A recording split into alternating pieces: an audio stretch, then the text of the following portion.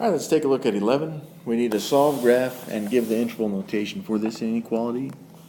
And by the way, the graph should help us to find the interval anyways. So let's take a closer look at this one. All right, let's go ahead and do this one. First thing we're going to need to do is isolate that inequality, rather the absolute value. So we need to get rid of that 7. That gives us -9 times the absolute value of x minus 5 is greater than or equal to -9. Now don't freak out because this is a negative right now. Those are special cases, but as it turns out anyways, by the time we divide both sides by -9, we're going to get a positive value out of that anyways. So we have x minus 5 is greater than or equal to 1. Now remember, if it's eating the absolute value, kind of like we saw in the explanation video, then we can split this up. Okay, now we have what's inside the absolute value, x minus 5. It's going to stay the same for both of these. The difference is the first one will be the regular equality or inequality, as though the absolute values didn't exist.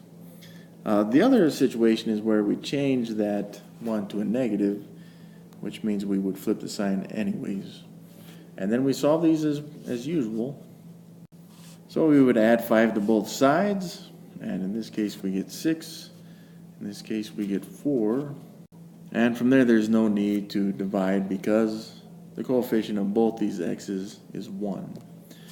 So this is our answer right here. Let's go ahead and circle those. Alright, so we need to keep these in mind as we look to graph this, which we will do now. Alright, what's nice about this is some of you guys know if you graph this, you'd have spots at 4 and 6, maybe you throw in the 5 in there. And since in the beginning of this thing it was eating that absolute value or towards the direction of that absolute value, it would split like this, okay? But not everyone knows that shortcut, and that's okay. Let's take a look at what's happening. So we have these numbers 4, 5, and 6. Let's first consider this one, x is greater than or equal to 6. So in this equation, or inequality, notice that it's eating the x. That means that the line from 6 will go to the right. Since it also equals x, we're going to use a square bracket. On the other hand, however, let's go ahead and look at this x is less than or equal to 4. So from 4, this is not eating x, it's going to go to the left. So like you saw in that quick part, they are going to be split just like this. That is the graph. But we're not really done there. The last thing we need is the interval notation. And this one will go all the way to -infinity, right?